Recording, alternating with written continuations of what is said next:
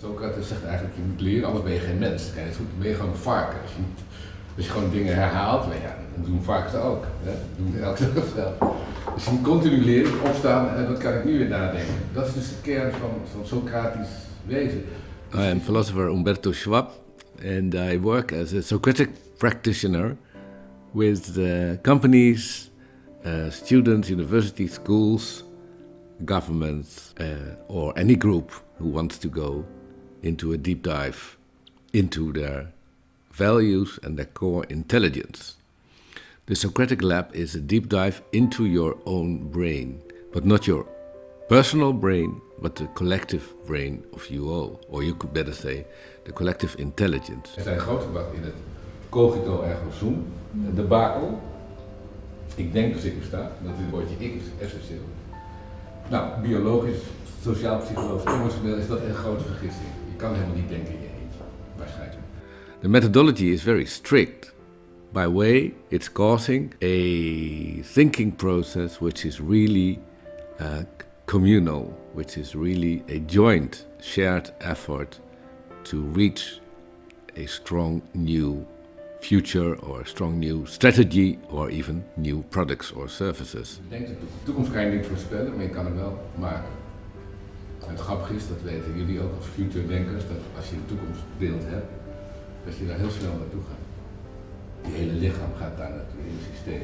Normally we stay in our individual thinking, but with the Socratic Lab method, you can leave that behind. Toen snapte ik opeens wat ego was. Dat ego is als je helemaal afgesloten zit in je ikje en dus niet in verbinding bent. En dat waar jij het over hebt, dat spreek je alleen maar aan door niet in dat is wel een mooie ego te zitten. insight. Dat is een mooie inzicht. Guiding people out of their individual debating mentality or out of their routine thinking into the common horizon of starting from a common question and investigating the possibilities to reach the answer.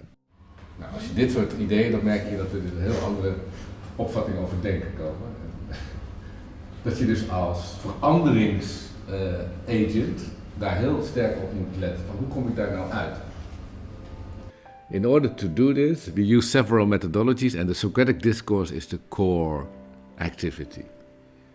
But we start with values. Values are, you could say, the most important elements of our horizon of meaning. With values we create a meaning of life. And that means that when we look for a future, we cannot invent new values, but we have to go deep in ourselves. What really do we consider our strong values?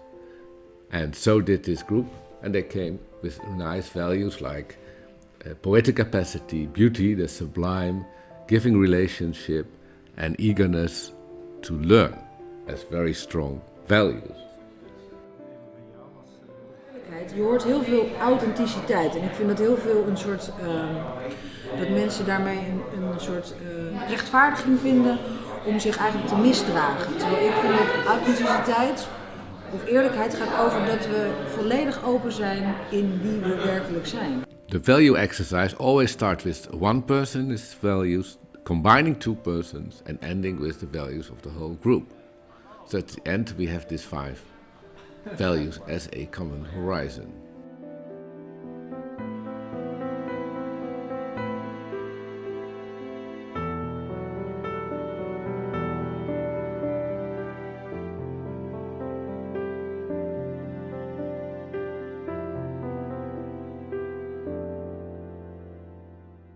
After this exercise, we go to the appreciative inquiry, a methodology designed by David Cooperrider, and which is aiming at capturing the best practices of people. The best practices you have in your life, for instance with smart technology, is very important to analyze, because if we know this, then we can maybe start working on these best practices. Dat ik ervaarde dat je films kon editen op mijn PC thuis. Normally we organize our society on problems. And we say, well, to prevent this problem we have to do this. To prevent that problem we have to make that department, and so on. It's far more better to caress your top experiences, share them, analyze them, and think, okay, then we have to do this or that. So basically, in the appreciative inquiry, you will discover the experience, dream a new Toch wel een kleine future, openbaring design it, dat and die deliver it. vrijheid van die technische innovatie te maken had met een wezenlijke menselijke verandering. Weet je wel, dat het ging over Next van, wow. part of this Socratic lab is the Socratic dialogue.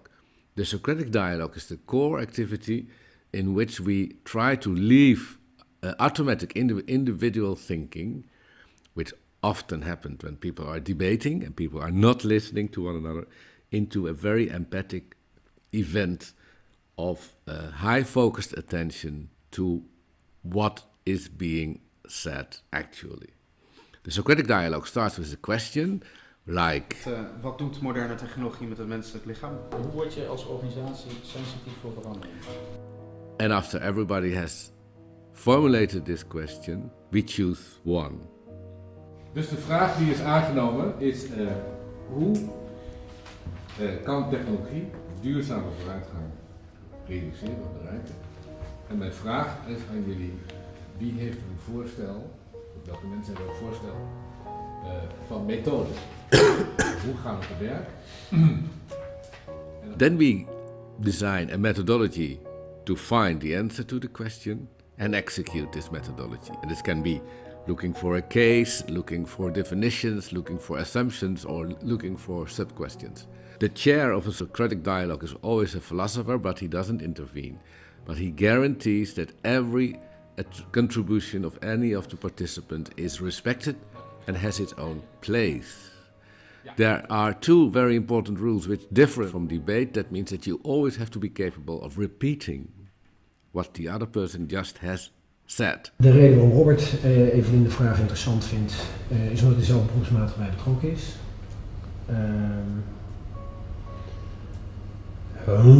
En door Jurgen, nee, daar kom ik even, Ja. dat is nog veel meer dan dat, ga ik daar niet meer voorstellen.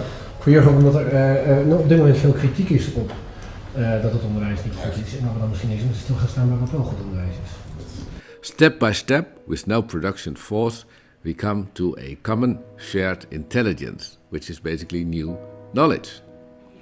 After this Socratic dialogue, and you can do a lot of them, you can do that for 1 hour, you can do it for 20 hours, we go to the next phase, which is looking into the stories people have been writing about their personal future.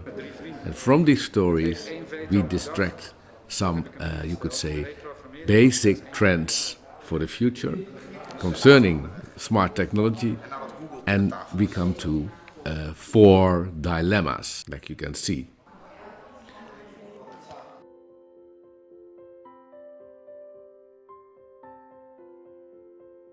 These 4 dilemmas give us the maximum range of possibilities of analyzing the question about smart technology, smart living.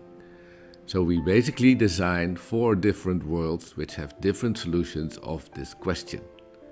And after the presentation of this scenario, everybody looks at this scenario and the whole group will choose for one scenario as the most ideal one.